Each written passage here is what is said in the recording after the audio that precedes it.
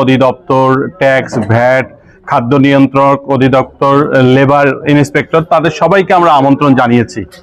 আমাদের মূল আজকের মেসেজটি হচ্ছে যে সিয়াম সাধনের এই মাসে আমরা অত্যন্ত সততা নিষ্ঠার সঙ্গে ব্যবসা পরিচালনা করব। স্বাস্থ্যকর পরিবেশের মধ্য দিয়ে মানসম্মত খাবার আমরা আমাদের গ্রাহকদেরকে মুখরোচক খাবার তুলে দিতে চাই, এবং আমাদের ভিতরে যদি কোনো অসাধু ব্যবসায়ী থেকে থাকে তাদেরকে আমরা সাবধান হওয়ার জন্য বিনয়ের সহিত অনুরোধ করছি।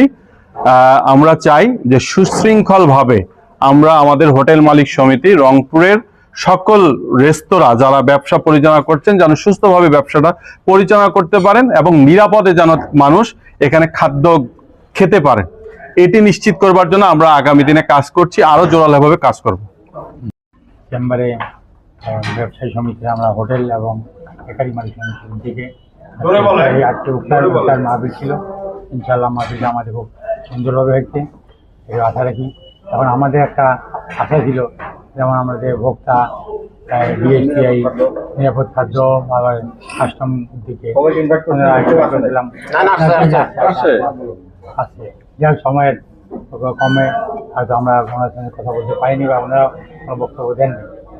আগামীতে যেন আমাদের ব্যবসায়ীদের যে কোনো সমস্যা আমরা দুজনে মিলিয়ে মানে ব্যবসায়ী যেন ঠিক করতে পারি আগামীতে, এই আশা রাখি। জানা মতে আমরা যারা হোটেল ব্যবসা করি, যেগুলো স্বাস্থ্যের জন্য ক্ষতিকর এই জিনিসগুলো আমরা রাখি না। আমাদের মাঝেও কিছু বিচ্ছিন্ন ঘটনা, অসাধু ব্যবসায়ী থাকতে পারে, তারা যেটা করতে চাচ্ছে বা যেটা আপনারা পাওয়ার কথা বলছেন যদি পেয়ে থাকে তাদের কাছে, তো আমরা এই জন্যই বলেছি যে আমরা যে মোবাইল কোডগুলো হবে সেই মোবাইল কোডগুলোতে যদি আমাদের সমিতির পক্ষ থেকে লোকজন থাকে, আমাদের নেতৃবৃন্দ থাকে, তাহলে আমরা বুঝতে পারবো আসলেই তারা দোষী হলে আমরাও আমাদের পক্ষ থেকে, সমিতির পক্ষ থেকে তাদের বিরুদ্ধে ব্যবস্থা নিব।